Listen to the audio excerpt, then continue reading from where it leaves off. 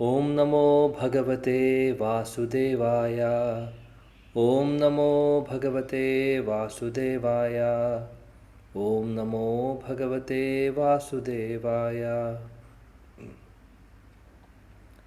ॐ अज्ञानतिमिरान्धस्य ज्ञानाञ्जनशलाकया चक्षुरुन्मीलितं येन तस्मै श्रीगुरवे नमः। श्रीचैतन्यमनोभीष्टं स्थापितं येन भूतले स्वयं रूपा कदा मह्यं ददाति स्वपदान्तिकं। वन्देऽहं श्रीगुरों श्रीयुतपदकमलं श्रीगुरून् वैष्णवांश्च श्रीरूपं साग्रजातं सहगण रघुनाथान्वितं तं सजीवं साद्वैतं सावधूतं परिजनसहितं कृष्णचैतन्यदेवं श्रीराधा कृष्णपादान् सहगणा ललिता श्रीविशाखामितांश्च। हे कृष्णा करुणा सिन्धो दीनबन्धो जगत्पते गोपेश गोपिका कान्त राधा कान्त नमोऽस्तुते। तप्तकाञ्चन गौराङ्गी राधे वृन्दावनेश्वरी वृषभानुसुते देवी प्रणमामि हरिप्रिये। वाञ्छाकल्पतरुभ्यश्च कृपा सिन्धुभ्येव च पतितानां पावनेभ्यो वैष्णवेभ्यो नमो नमः। नमां विष्णुपादाय कृष्णपृष्ठाय भूतले श्रीमते भक्तिवेदान्तस्वामिनिति नामिने नमस्ते सरस्वती देवे गौरवाणी प्रचारिणे निर्विशेषशून्यवादी पाश्चात्यदेशतारिणे। जय श्री कृष्ण चैतन्य प्रभु नित्यानंद श्री अद्वैत गदाधर श्रीवासादि गौरभक्तवृंद। हरे कृष्णा कृष्ण कृष्ण हरे हरे, हरे राम राम राम हरे हरे, हरे कृष्ण कृष्ण कृष्ण हरे हरे, हरे राम राम राम हरे हरे, हरे कृष्ण कृष्ण कृष्ण हरे हरे, हरे राम राम राम हरे हरे। मूकं करोति वाचालं पङ्गुं लङ्घयते गिरिं यत्कृपातमहं वन्दे श्रीगुरुदीनतारिणं परमानन्दमाधवं श्रीचैतन्यं।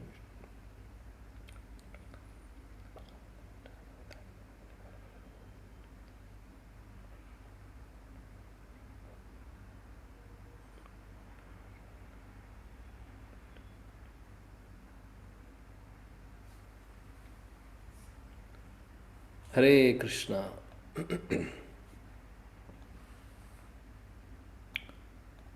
എല്ലാ പ്രിയപ്പെട്ട ഭക്തജനങ്ങൾക്കും എൻ്റെ വിനീതമായ പ്രണാമം. കഴിഞ്ഞ തിങ്കളാഴ്ചയിൽ ക്ലാസ് ഉണ്ടായിരുന്നില്ലായിരുന്നു, ഞാൻ യാത്രയിലായിരുന്നു. അതുകൊണ്ടാണ്. ഇനി നമ്മൾ ചർച്ച ചെയ്യുന്നത് 7-ാമത്തെ അധ്യായമാണ്. 7-ാമത്തെ അധ്യായം പ്രഥമസ്കന്ധം, ശ്ലോകം 42 കഴിഞ്ഞ ക്ലാസ്സിൽ പ്രഭു എടുത്തായിരുന്നു. 43-ാമത്തെ ശ്ലോകം മുതലാണ് നമ്മൾ ഇന്ന് നോക്കാൻ പോകുന്നത്. അപ്പോൾ എന്താണ് ഈ ഒരു അധ്യായത്തിൽ നടക്കുന്നത് നമുക്കറിയാം. അശ്വത്ഥാമയെക്കുറിച്ചാണ്. അർജുനൻ അശ്വത്ഥാമ ബ്രഹ്മാസ്ത്രം പ്രയോഗിക്കുന്നു. അതിനുശേഷം നമുക്കറിയാം അശ്വത്ഥാമ എന്തൊക്കെയാണ് ചെയ്തിട്ടുള്ളതെന്ന്, അല്ലേ? പിന്നെ ഉറങ്ങിക്കിടക്കുന്ന 5 കുട്ടികളെ അശ്വത്ഥാമ കൊല്ലുന്നു. ഒരുപാട് ഹീനമായിട്ടുള്ള കാര്യങ്ങൾ അദ്ദേഹം ചെയ്യും. അപ്പോൾ അർജുനൻ ദ്രൗപദി ദേവിക്ക് വാക്കുകൊടുത്തു, ആ അശ്വത്ഥാമാവിൻ്റെ ശിരസ് ഞാൻ കൊണ്ടുവന്ന് സമർപ്പിക്കും, എന്നാലേ എനിക്ക് സമാധാനം ഉണ്ടാവുള്ളൂ എന്ന് അദ്ദേഹം പറഞ്ഞിരുന്നു. അങ്ങനെ അശ്വത്ഥാമാവിനെ അർജുനൻ കീഴടക്കി പിടിച്ചു കെട്ടി കൊണ്ടുവരുവാണ് ദ്രൗപദി ദേവിയുടെ മുമ്പിലേക്ക്. ഇനി എന്താണ് ഇവിടെ നടക്കാൻ പോകുന്നത് എന്നുള്ളത് നമുക്ക് നോക്കാം. അപ്പോൾ ദ്രൗപദി ദേവിക്കും വിഷമം ഉണ്ടായിരുന്നു. തീർച്ചയായിട്ടും ദ്രൗപദി ദേവി തീർച്ചയായിട്ടും ഒരു അമ്മയുടെ മുമ്പിൽ വെച്ച് 5 കുട്ടികളെ അങ്ങനെ ഹീനമായിട്ടൊരാൾ കൊല്ലുമ്പോൾ എന്തായിരിക്കും അവസ്ഥ ഒന്ന് ആലോചിച്ച് നോക്കുക. ആലോചിക്കാൻ തന്നെ സാധിക്കില്ല, അല്ലേ? നമുക്ക് ചിന്തിക്കാൻ പോലും സാധിക്കാത്തൊരു വേദനാജനകമായിട്ടുള്ളൊരു കാര്യമാണ്. അപ്പോൾ അർജുനൻ പോയ സമയത്ത്, അശ്വത്ഥാമാവിനെ കീഴടക്കാൻ വേണ്ടി പോയ സമയത്ത്, പിടിച്ചു കൊണ്ടുപോകാൻ പോയ സമയത്ത് ദ്രൗപദി ദേവി ഒന്നും പറഞ്ഞില്ല. കാര്യം ദ്രൗപദി ദേവിക്ക് വിഷമം ഉണ്ടായിരുന്നു നല്ലോണം. പക്ഷെ ഇപ്പോൾ അദ്ദേഹം കൊണ്ടുവന്നു അശ്വത്ഥാമാവിനെ. ഇനി എന്താണ് സംഭവിക്കുന്നത് എന്നുള്ളത് നമുക്ക് ഇനി കാണാം. ആ ദ്രൗപദി ദേവിയുടെ മനസ്സ് നമ്മളിനി കുറച്ച് ശ്ലോകങ്ങളിൽ ദ്രൗപദി ദേവി സംസാരിക്കുകയാണ്. ദ്രൗപദി ദേവിയുടെ ശരിയായിട്ടുള്ള ആ ഭാവം നമുക്ക് കാണാൻ സാധിക്കും. ഒരു ശുദ്ധ ഭക്തയുടെ എല്ലാ ഭാവവും ദ്രൗപദി ദേവിക്കുണ്ട്. ദ്രൗപദി ദേവി ശുദ്ധ ഭക്തയാണ്, അതിനൊരു സംശയവുമില്ല. രാധാറാണിയിൽ നിന്ന് വരുന്നതാണ് ലക്ഷ്മി ദേവി. ലക്ഷ്മി ദേവിയുടെ വിസ്തരണമാണ് ദ്രൗപദി ദേവി. ദ്രൗപദി ദേവി സാധാരണ ഒരു വ്യക്തിയല്ല, ഭഗവാൻ കൃഷ്ണൻ്റെ വളരെ അടുത്ത സുഹൃത്താണ്. അവർ സുഹൃത്തുക്കളെ പോലെയായിരുന്നു. ബന്ധുജനങ്ങളാണെങ്കിലും സുഹൃത്തുക്കളെ പോലെ അത്രമാത്രം അടുപ്പമായിരുന്നു. നമുക്കറിയാം ദ്രൗപദി ദേവി കുരുസഭയിലും ആരും തന്നെ രക്ഷിക്കാനില്ലാത്ത സമയത്തും സ്വന്തം ഭർത്താക്കന്മാരും ഗുരുജനങ്ങളും അതേപോലെ തന്നെ ഭീഷ്മ പിതാമഹനും എല്ലാവരും ഉണ്ടായിട്ടും അവിടെ ആരാണ് വന്നത്? ഭഗവാൻ കൃഷ്ണൻ അല്ലേ?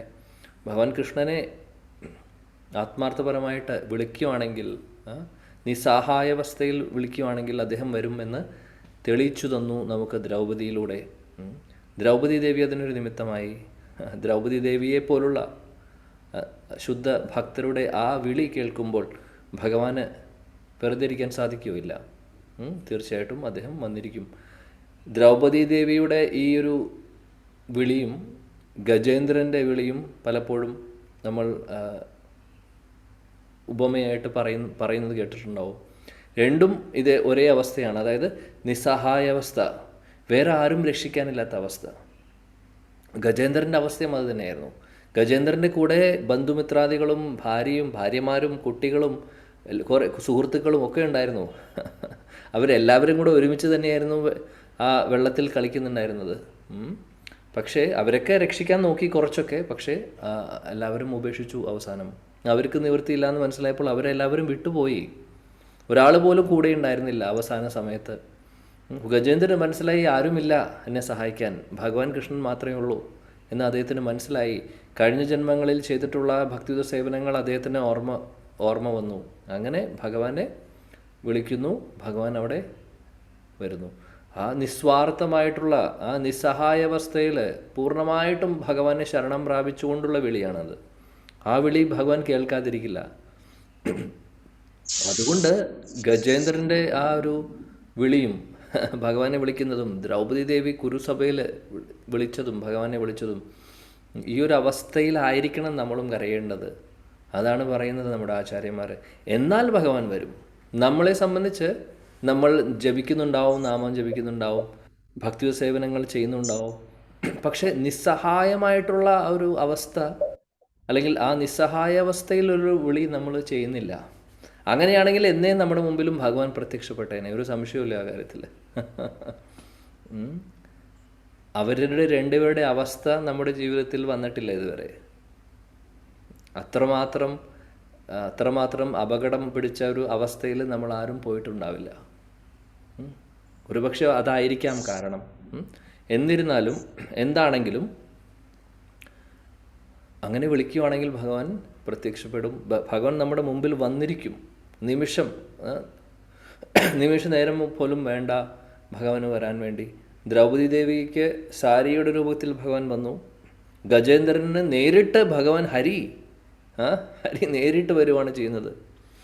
നമ്മുടെ ആചാര്യന്മാർ പറയുന്നു, ഗജേന്ദ്രൻ ആ താമരയെടുത്ത് ഭഗവാനെ സമർപ്പിച്ച് സ്തുതികൾ ചൊല്ലുന്ന സമയത്ത് നിമിഷം കൊണ്ട് ഒരു നിമിഷത്തിൽ ഭഗവാൻ അവിടെ എത്തിയെന്നാണ് പറയുന്നത്. ആചാര്യന്മാരെ പറയുന്നത് എന്താണെന്ന് വെച്ചാൽ, ഗരുഡൻ സാധാരണ ഭഗവാൻ ഗരുഡൻ്റെ മുകളിൽ ഇരുന്നിട്ട് ആണ് വരിക അല്ലേ? നമുക്കറിയാം ഗരുഡനാണ് ഭഗവാന്റെ വാഹനം. ഗരുഡനേക്കാൾ വേഗതയിലാണ് ഭഗവാൻ പറക്കുന്നുണ്ടായിരുന്നത്. അപ്പോൾ ഗരുഡന് ഭഗവാന്റെ പുറകിലായിപ്പോയി. ഭഗവാൻ അതിനും സ്പീഡിലായിരുന്നു പറക്കുന്നുണ്ടായിരുന്നത്. ആ സമയത്ത് ലക്ഷ്മി ദേവി ചോദിച്ചു എന്ന് പറയുന്നു, ഇറങ്ങാൻ പോകുന്ന സമയത്ത്, എങ്ങോട്ട് പോകുന്നു ഇത്ര വേഗത്തിൽ? ചെരുപ്പ് പോലും ഇടാതെ പോയി എന്നാണ് പറയുന്നത്. പാതുകം പോലും ഇടാതെ പോയത്. അത്രമാത്രം എമർജൻസി ആയിട്ട് പോയതാണ് അദ്ദേഹം. ഒന്നും പറയാതെ അവിടെ നിന്ന് പോയി. എന്നിട്ട് എന്തു ചെയ്തു? ഗജേന്ദ്രനെ രക്ഷിച്ചു. ആരും ഉണ്ടായിരുന്നില്ല. നാരായണ അഖില ഗുരു നാരായണൻ നമസ്തേ. ഗജേന്ദ്രൻ എല്ലാം സമർപ്പിച്ച് ഭഗവാൻ നാരായണൻ്റെ തൃപ്പാദങ്ങളിൽ സമർപ്പിച്ച് പ്രാർത്ഥിക്കുകയാണ്. നാരായണ അഖില ഗുരു ഭഗവാൻ നമസ്തേ, നാരായണ അഖില ഗുരു ഭഗവാൻ നമസ്തേ, നാരായണ അഖില ഗുരു ഭഗവാൻ നമസ്തേ എന്ന് പറഞ്ഞപ്പോൾ അവിടെ എത്തി. ഒരുപാട് സ്തുതികളുണ്ട്. അതിനുശേഷം ഗജേന്ദ്രൻ ഇങ്ങനെ പ്രാർത്ഥിക്കുമ്പോൾ അവിടെ ഭഗവാൻ വരുന്നു. അപ്പോൾ നമ്മൾ കാണുന്നത് ആ ഒരു ഭക്തരുടെ ആ ഭാവം.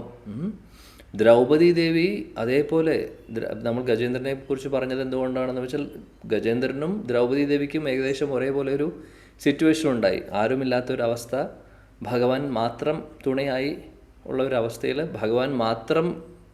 ഭഗവാനെ മാത്രമേ വിളിച്ചിട്ടേ കാര്യമുള്ളൂ എന്ന് മനസ്സിലായി. അങ്ങനെ വിളിച്ചപ്പോൾ ഭഗവാൻ വന്നു അവരെ രക്ഷിക്കാൻ. അപ്പോൾ ഇതെല്ലാം ഒരു ഭക്തൻ്റെ ഉള്ളിലുള്ള ഭക്തന് മാത്രം സാധിക്കുന്ന കാര്യമാണ്. ഭക്തരല്ലാത്തവർക്ക് ഒരിക്കലും ഇങ്ങനെ തോന്നില്ല, അല്ലെങ്കിൽ ആ ഒരു ഭാവം ഉണ്ടാവില്ല ഒരിക്കലും. ദ്രൗപദി ദേവി നാച്ചുറലി നോക്കുവാണെങ്കിൽ ഭക്തയാണ്, ഭഗവാനുമായിട്ട് അത്രയും അടുപ്പമുള്ള വ്യക്തിയാണ്. ഗജേന്ദ്രനെ സംബന്ധിച്ച് കഴിഞ്ഞ ജന്മത്തിൽ ഇന്ദ്രദ്യുമ്ന മഹാരാജാവായിരുന്നു. ഇന്ദ്രദ്യുമ്ന മഹാരാജ സാധാരണ ഒരു വ്യക്തിയായിരുന്നില്ല. അദ്ദേഹം വളരെ നല്ല രീതിയിൽ ഭക്തിയുത സേവനങ്ങളൊക്കെ ചെയ്തുകൊണ്ട് അദ്ദേഹം കൂടുതലും ചെയ്തുകൊണ്ടിരുന്നത് രാജ്യമെല്ലാം ഉപേക്ഷിച്ച് അദ്ദേഹം കാട്ടിലേക്ക് പോയി ഭഗവാനെ ധ്യാനിച്ചുകൊണ്ട് ഇരിക്കുകയായിരുന്നു ഒരുപാട് കാലം. അപ്പോൾ അദ്ദേഹത്തിന് അതുകൊണ്ട് അങ്ങനെ അദ്ദേഹം ചെയ്തതുകൊണ്ട് അദ്ദേഹത്തിന് ഓർമ്മ വന്നു ഭഗവാനെ. അങ്ങനെയാണ് സംഭവിക്കുന്നത്. ഇത് നമുക്ക് നോക്കാം മുന്നോട്ട് 43-ാമത്തെ ശ്ലോകത്തിൽ. ഓക്കെ, അപ്പോൾ ഇവിടെ ഇനി ദ്രൗപദി ദേവിയുടെ ആ ഒരു ഭാവത്തെക്കുറിച്ചാണ് ഇനിയുള്ള ചർച്ച. കുറച്ച് ശ്ലോകങ്ങളിൽ നമുക്ക് കാണാൻ സാധിക്കും ദ്രൗപദി ദേവി എന്തൊക്കെയാണ് പറയുന്നത്. ആ മനസ്സ്, ദ്രൗപദി ദേവിയുടെ മനസ്സ് ഇവിടെ നമുക്ക് മനസ്സിലാക്കാൻ സാധിക്കും. ഓക്കെ, 43 ശ്ലോകം. ഇപ്പോൾ 42-ാമത്തെ ശ്ലോകത്തിൽ എന്താണ് പറഞ്ഞത്? അശ്വത്ഥാമ, ദ്രൗപദി ദേവി അശ്വത്ഥാമയെ കണ്ടു. അശ്വത്ഥാമയെ എങ്ങനെയാണ് കൊണ്ടുവരുന്നത്? അർജുനൻ കൊണ്ടുവരുന്നത് ഒരു മൃഗത്തെ കെട്ടി കൊണ്ടുവരുന്ന പോലെ. മൃഗത്തെ എങ്ങനെയാണ് നമ്മൾ സാധാരണ കയറുകൊണ്ടൊക്കെ കെട്ടും അല്ലേ? കയറുകൊണ്ട് കെട്ടി കൊണ്ടുവരുവാണ് അശ്വത്ഥാമാനെ. അങ്ങനെ ആ ഒരു രൂപത്തിൽ അശ്വത്ഥാമാനെ കാണുമ്പോൾ ആ ഒരു സിറ്റുവേഷനിൽ എന്താണ് ദ്രൗപദി ദേവി മനസ്സലിഞ്ഞു എന്ന് മാത്രമല്ല, ആദ്യം തന്നെ ദ്രൗപദി ദേവി ചെയ്തത് എന്താണ്? ബ്രാഹ്മണനായിട്ടുള്ള അശ്വത്ഥാമാവന് ബഹുമാനിച്ചു, നമസ്കരിച്ചു എന്നാണ് പറയുന്നത്. വാമസ്വഭാവ കൃപയ നാമച. വാമസ്വഭാവ വളരെ മനോഹരമായിട്ടുള്ള സ്വഭാവം ഉള്ള വ്യക്തിയാണ് ആര്? ദ്രൗപദി ദേവി. ഇത്രയും ഹീനപ്രവൃത്തി ചെയ്തിട്ടുള്ള, സ്വന്തം മക്കളെ കൊന്ന, അത്രയും മോശമായിട്ടുള്ള കാര്യങ്ങൾ ചെയ്തിട്ടുള്ള അശ്വത്ഥാമാവനെ അദ്ദേഹത്തോട് അദ്ദേഹത്തെ ക്ഷമിക്കുകയോ അദ്ദേഹത്തിന് ക്ഷമ കൊടുക്കുകയാണ് ചെയ്യുന്നത്. എങ്ങനെ സാധിക്കുന്നു? വാമസ്വഭാവം, വളരെ മനോഹരമായിട്ടുള്ള സ്വഭാവം, അല്ലെങ്കിൽ വളരെ നല്ല സ്വഭാവം ഭക്തർക്ക് മാത്രമേ ഉണ്ടാവുള്ളൂ. അങ്ങനെ ആ ദ്രൗപദി ദേവി അശ്വത്ഥാമാവനെ കണ്ടിട്ട് ബഹുമാനിച്ചു. നമ്മളൊന്ന് ആലോചിച്ച് നോക്കൂ, നമ്മളെ ഒന്നും പോട്ടെ, മക്കളെ കൊല്ലുന്ന കാര്യം നമുക്ക് ചിന്തിക്കാൻ പോലും സാധിക്കില്ല. അങ്ങനെ കൊന്ന ഒരാൾ നമ്മുടെ മുമ്പിലേക്ക് വരുമ്പോൾ നമുക്ക് ബഹുമാനം തോന്നുമോ, ദേഷ്യം വരുമോ, എന്താണ് ചെയ്യുന്നത്? നമുക്ക് ഓരോരുത്തർക്കും അറിയാം എന്തായിരിക്കും അവസ്ഥ. പോട്ടെ, മക്കളെ കൊല്ലുന്നതെന്ന് പറഞ്ഞാൽ എക്സ്ട്രീമാണ്. ചെറിയൊരു പ്രശ്നം തന്നെ ഉള്ളെങ്കിൽ പോലും, ചെറിയൊരു പ്രശ്നം ഉണ്ടാവുള്ളൂ, ചെറിയ വാക്ക് തർക്കങ്ങളോ അല്ലെങ്കിൽ അഭിപ്രായ വ്യത്യാസങ്ങളോ ഉണ്ടെങ്കിൽ പോലും ചിലപ്പോൾ ഒരുപക്ഷെ നമുക്ക് ആ വ്യക്തിയുടെ മുഖത്ത് നോക്കാൻ തോന്നില്ല, ആ വ്യക്തിയുമായിട്ട് സംസാരിക്കാൻ തോന്നില്ല, ആ വ്യക്തിക്ക് ഒരു തരത്തിലും ബഹുമാനം കൊടുക്കാൻ തോന്നില്ല അല്ലേ? പക്ഷേ ദ്രൗപദി ദേവി എന്താണ് ചെയ്തത്? അശ്വത്ഥാമാവനെ ബഹുമാനിച്ചു. കാരണം നമാമി എന്ന് പറയുന്നുണ്ട് ശ്ലോകത്തിൽ. കാരണം എന്താണ്? ബ്രാഹ്മണനാണ്. ബ്രാഹ്മണൻ്റേതായിട്ടുള്ള എല്ലാ ബഹുമാനവും കൊടുക്കണമെന്ന് ദ്രൗപദി ദേവിക്ക് അറിയാം. അപ്പോൾ ആ എറ്റിക്കേറ്റ്സ് എല്ലാം ദ്രൗപദി ദേവി ഫോളോ ചെയ്തു. കാരണം എന്താണ്? സ്വഭാവം, വാമസ്വഭാവം, ഭക്തരുടെ മനസ്സാണത്. നമുക്ക് നോക്കാം 43-ാമത്തെ ശ്ലോകം. മുന്നോട്ട് ഇത് തന്നെയാണ് വരുന്നത്. ഇനി നമുക്ക് കാണാം, ദ്രൗപദി ദേവി പറയുന്നു അശ്വത്ഥമാവിനെ കൊല്ലണ്ട എന്ന്. ആദ്യം അർജുനൻ കൊല്ലാമെന്ന് പറഞ്ഞപ്പോൾ ദ്രൗപദി ദേവിക്ക് സമ്മതമായിരുന്നു. എല്ലാവരും സമ്മതം കൊടുത്തിരുന്നു. കൃഷ്ണനും പറഞ്ഞിരുന്നു അവനെ വെറുതെ വെക്കേണ്ട ആവശ്യമില്ല, ശിക്ഷ കൊടുക്കണമെന്നുള്ളത്. ആ അഭിപ്രായം തന്നെയായിരുന്നു എല്ലാവർക്കും. ഇപ്പോൾ ദ്രൗപദി ദേവിയുടെ മനസ്സ് മാറി. എന്താണ്, എങ്ങനെയാണ് നമുക്ക് നോക്കാം. 43-ാമത്തെ ശ്ലോകം മുതൽ. ഉവാച ചാസഹന്ത്യസ്യ ബന്ധാനാന്യനം സതി മുച്യതാം ഏഷ ബ്രാഹ്മണോ നിതരാം ഗുരുഃ. ഉവാച ചാസഹന്ത്യസ്യ ബന്ധാനാനയനം സതി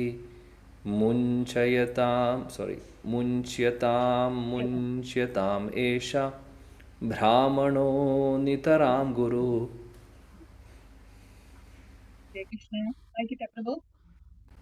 വായിക്കൂ. ശ്ലോകം 43. ഉവാച സഹന്തസ്യ ബന്ധാനാനയനം സതി മുച്യതാമേഷ ബ്രാഹ്മണോ നിതരാം ഗുരുഃ. വിവർത്തനം. ഭക്തിവേദാന്ത ശ്രീല പ്രഭുപാദിക്ക് ജയ്. അശ്വത്ഥാമാവ് കയറുകളാൽ ബന്ധിതനായിരിക്കുന്നത് അവൾക്ക് സഹിക്കാൻ കഴിഞ്ഞില്ല. പ്രതിജ്ഞാർപ്പിതമായ സ്ത്രീയാകയാൽ അവർ ഇപ്രകാരം പറഞ്ഞു: അദ്ദേഹത്തെ സ്വതന്ത്രനാക്കൂ. അദ്ദേഹം ബ്രാഹ്മണനാകയാൽ നമ്മുടെ ഗുരുവാണ്. ഭാവാർത്ഥം. ദ്രൗപദിയുടെ മുന്നിൽ അശ്വത്ഥാമാവിനെ കൊണ്ടുവന്നപ്പോൾ ഒരു ബ്രാഹ്മണൻ കുറ്റവാളിയെ പോലെ ഇവണ്ണം ബന്ധിതാവസ്ഥയിൽ, വിശേഷിച്ചും ഗുരുവിന്റെ പുത്രനായ ബ്രാഹ്മണനെ അവിധം ആനയിക്കപ്പെട്ടപ്പോൾ അവൾക്ക് അസഹ്യത അനുഭവപ്പെട്ടു. ദ്രോണപുത്രൻ എന്ന് ശരിക്കും മനസ്സിലാക്കിയിട്ട് തന്നെയാണ് അർജുനൻ അശ്വത്ഥാമാവിനെ ബന്ധിച്ചത്. അക്കാര്യം കൃഷ്ണനും സുഗ്രാഹ്യമായിരുന്നു. എന്നാൽ തന്നെയും ബ്രാഹ്മണപുത്രൻ എന്ന പരിഗണന കൂടാതെ അവരിരുവരും ഘാതകനെ കുറ്റവാളിയെന്ന് വിധിച്ചു. വെളിപ്പെട്ട ധർമ്മശാസ്ത്രങ്ങൾ അനുസരിച്ച് ആത്മീയാചാര്യൻ എന്ന പദവിയിൽ അയോഗ്യനെന്ന് സ്വയം തെളിയിച്ച ഒരാൾ ആചാര്യൻ എന്ന നിലയിൽ തിരസ്കരണത്തിന് അർഹനാണ്. ഒരു ഗുരുവിനെ ആചാര്യനെന്നും അഥവാ ശാസ്ത്രങ്ങളുടെ സർവ അന്തസത്തയും സ്വയം സ്വാത്മീകരിക്കുകയും സ്വശിഷ്യന്മാരെ ഉപാധികളെ അനുവർത്തിക്കാൻ സഹായിക്കുകയും ചെയ്യുന്ന ഒരു വ്യക്തി എന്നും വിശേഷിപ്പിക്കാം. ഒരു ബ്രാഹ്മണൻ അഥവാ ആചാര്യൻ എന്ന നിലയിൽ കർത്തവ്യങ്ങൾ നിറവേറ്റുന്നതിൽ അശ്വത്ഥമാവ് പരാജയപ്പെട്ടു. ആകയാൽ ബ്രാഹ്മണൻ എന്ന ഉദാത്ത പദവിയിൽ നിന്നും അശ്വത്ഥമാവ് തിരസ്കരിക്കപ്പെട്ടു. ഈ വസ്തുതകളൊക്കെ പരിചിന്തിക്കയാൽ ഇരുവരും, ശ്രീകൃഷ്ണ ഭഗവാനും അർജുനനും, അശ്വത്ഥമാവിനെ നീതിപൂർവം ദണ്ഡനാർഹനെന്ന് വിധിച്ചു. എന്നാൽ സൽഗുണസമ്പന്നയായ ദ്രൗപദിയെ പോലുള്ള ഒരു സ്ത്രീ ഈ വസ്തുതകളെ മതാചാരാനുസൃതമായിട്ടാണ് നോക്കിക്കാണുന്നത്. മതാചാരം അനുസരിച്ച് അദ്ദേഹത്തിന്റെ പിതാവിന് നൽകപ്പെട്ട അതേ ആചാര്യ മര്യാദകൾ അശ്വത്ഥമാവിന് നൽകപ്പെട്ടു. അതെന്തുകൊണ്ടെന്നാൽ ഒരു ബ്രാഹ്മണപുത്രനെ യഥാർത്ഥ ബ്രാഹ്മണനായി യുക്തിവിചാരത്തിനിട കൊടുക്കാതെ പൊതുജനങ്ങൾ സാധാരണയായി അംഗീകരിക്കുന്നു. എന്നാൽ ഒരു ബ്രാഹ്മണനെ യോഗ്യത അനുസരിച്ച് വേണം, അല്ലാതെ ബ്രാഹ്മണപുത്രനാകയാൽ മാത്രം ബ്രാഹ്മണനായി അംഗീകരിക്കരുത്. എന്നാൽ ഇവയൊക്കെ പുറമെ അശ്വത്ഥമാവിനെ തൽക്ഷണം സ്വതന്ത്രമാക്കണമെന്ന് തന്റെ നല്ല മനസ്സാൽ അവൾ ആഗ്രഹിച്ചു. ഒരു ഭഗവത് ഭക്തൻ സർവവിധ സ്വകീയ ക്ലേശങ്ങളെയും സഹിക്കുന്നുവെന്ന് ഇത് അർത്ഥമാക്കുന്നു. എങ്കിലും ഒരു ഭക്തൻ മറ്റുള്ളവരോട്, സ്വശത്രുവിനോട് പോലും ഒരിക്കലും ക്രൂരമായി പെരുമാറുകയില്ല. ഒരു ശുദ്ധ ഭഗവത് ഭക്തന്റെ സവിശേഷതകളാണ് ഇവയൊക്കെ. ഹരേ കൃഷ്ണ. ഹരേ കൃഷ്ണ. Thank you. ഹരേ കൃഷ്ണ. വളരെ മനോഹരമായിട്ടുള്ള ഭാവാർത്ഥമാണ് ശിലപ്രഭാജി നമുക്ക് തന്നിട്ടുള്ളത്. അപ്പോൾ ഈ ശ്ലോകത്തിൽ ആദ്യത്തെ കാരണം പറയുവാണ്. ദ്രൗപദി ദേവി അശ്വത്ഥാമാവിനെ കൊല്ലണ്ട എന്ന് പറയുവാൻ ഒരുപാട് കാരണങ്ങൾ പറയുന്നുണ്ട്, ഒരുപാട് കാര്യങ്ങൾ പറയുന്നുണ്ട്. ഈ കാരണങ്ങളാൽ അദ്ദേഹത്തെ ഒന്നും ചെയ്യണ്ട എന്ന്. ആദ്യത്തെ കാരണം എന്താണ് പറയുന്നത്? അദ്ദേഹം എന്താണ് ധർമ്മ്യം ഇവിടെ കാണാം അല്ലേ?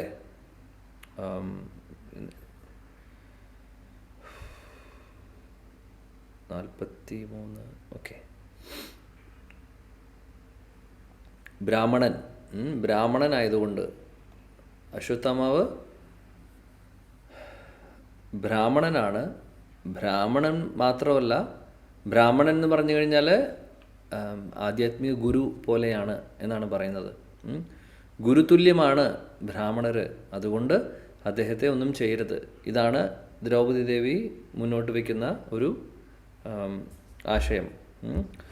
അർജുനനാണെങ്കിൽ കൊല്ലാൻ വേണ്ടി റെഡിയായിട്ടിരിക്കുകയാണ്. പക്ഷേ കുറച്ച് കാരണങ്ങൾ ദ്രൗപദി ദേവി പറയുന്നു, ഇന്ന കാരണങ്ങളാൽ ഒന്നും ചെയ്യണ്ട എന്നാണ് പറയുന്നത്. ആദ്യത്തെ കാരണമാണ് ഇവിടെ പറയുന്നത്. എന്താണ്? അദ്ദേഹം ബ്രാഹ്മണനാണ്. ബ്രാഹ്മണൻ എന്ന് പറഞ്ഞു കഴിഞ്ഞാൽ അധ്യാപകനാണ്. അധ്യാപകൻ അല്ലെങ്കിൽ ആധ്യാത്മിക ഗുരു പോലെ തുല്യമാണ് ബ്രാഹ്മണർ. കാര്യം ബ്രാഹ്മണരാണ് മറ്റുള്ളവർക്ക് ശാസ്ത്രങ്ങളെക്കുറിച്ചും ഒക്കെ പറഞ്ഞു കൊടുക്കുന്നത്, ക്ഷത്രിയർക്കൊക്കെ. അപ്പോൾ തീർച്ചയായിട്ടും ഇവരെല്ലാവരും ക്ഷത്രിയ കുലത്തിലുള്ളവരാണ്. തീർച്ചയായിട്ടും ഉന്നത കുലത്തിലുള്ള വ്യക്തിയാണ് ആര്? അശ്വത്ഥാമാവ. ദ്രോണാചാര്യരുടെ മകനാണ്. ആ ഒരു ബന്ധമുണ്ട്. അച്ഛൻ ദ്രോണാചാര്യരുടെ ശിഷ്യനാണ് അർജുനനും മറ്റുള്ള പാണ്ഡവരും. അപ്പോൾ ആ ഒരു ബഹുമാനമുണ്ട്. അപ്പോൾ ഇതൊക്കെ പറഞ്ഞ് ദ്രൗപദി ദേവി പറയുന്നു ഒന്നും ചെയ്യേണ്ട കാര്യമില്ല എന്ന്. ഭാവാർത്ഥത്തിൽ ശിലപ്രഭുജി പറയുന്നൊരു കാര്യം, ഒരു വളരെ പ്രധാനപ്പെട്ട കാര്യം, ശാസ്ത്രപ്രകാരം ഒരു ആധ്യാത്മിക ഗുരു ശാസ്ത്രത്തിന് വിരുദ്ധമായിട്ട് പ്രവർത്തിക്കുകയാണെങ്കിൽ ആ ആധ്യാത്മിക ഗുരുവിനെ നമുക്ക് ത്യജിക്കാൻ ഉള്ള അധികാരമുണ്ട് എന്നാണ് പറയുന്നത്. അപ്പോൾ ആധ്യാത്മിക ഗുരു ശാസ്ത്രവിരുദ്ധമായിട്ട് ചെയ്യുക എന്ന് പറഞ്ഞു കഴിഞ്ഞാൽ അത് സാധാരണ ഒരു കാര്യമേ അല്ല. സാധാരണഗതിയിൽ നടക്കാത്ത കാര്യമാണ് ഇതൊക്കെ. അതായത് വളരെ ശുദ്ധഭക്തരായിട്ടുള്ള ആധ്യാത്മിക ഗുരുക്കളാണെങ്കിൽ അങ്ങനെ വഴി മാറിയൊന്നും പോവില്ല. എന്നിരുന്നാലും ശാസ്ത്രത്തിൽ ഒരു വഴി പറയുന്നുണ്ട്. അതായത് എന്തെങ്കിലും കാരണവശാൽ അങ്ങനെ സംഭവിക്കുകയാണെങ്കിൽ നമുക്ക് ആ ഗുരുവിനെ ത്യജിക്കാനുള്ള ഒരു അധികാരം കൂടെ ഉണ്ട് എന്നുള്ളത്. കാര്യം അത് വളരെ വ്യക്തമായിട്ട് അതെല്ലാം ആ ശാസ്ത്രവിരുദ്ധമായിട്ട് എന്താണ് അദ്ദേഹം ചെയ്തത് എന്നുള്ളത് പ്രൂവ് ചെയ്തതിന് ശേഷം അധികാരികൾ, അതായത് മറ്റുള്ള വരിഷ്ഠരായിട്ടുള്ള ഭക്തരുടെ എല്ലാം നിഗമനം അനുസരിച്ചുകൊണ്ട് അതിനൊരു തീരുമാനമെടുത്തതിന് ശേഷം ഉള്ള കാര്യമാണ് പറയുന്നത്. അല്ലാതെ നമുക്ക് ശരിയല്ല എന്ന് തോന്നിയോണ്ട് കാര്യമില്ല. നമ്മളേക്കാൾ വരിഷ്ഠരായിട്ടുള്ളവർ എടുക്കേണ്ട തീരുമാനങ്ങൾ അതനുസരിച്ചിട്ട്. അപ്പോൾ അങ്ങനെ ഒരു വഴിയും കൂടെ, അല്ലെങ്കിൽ അങ്ങനെ ഒരു കാര്യം കൂടെ ശാസ്ത്രത്തിൽ പറയുന്നുണ്ട്. അപ്പോൾ ഇവിടെ ആ ഒരു അവസ്ഥയാണ്. ശരിക്കും പറയുകയാണെങ്കിൽ ഗുരുതുല്യമായിട്ടുള്ള അശ്വത്ഥാമ തെറ്റായിട്ടുള്ള, അതേ ശാസ്ത്രവിരുദ്ധമായിട്ടുള്ള എല്ലാ കാര്യങ്ങളും ചെയ്തു.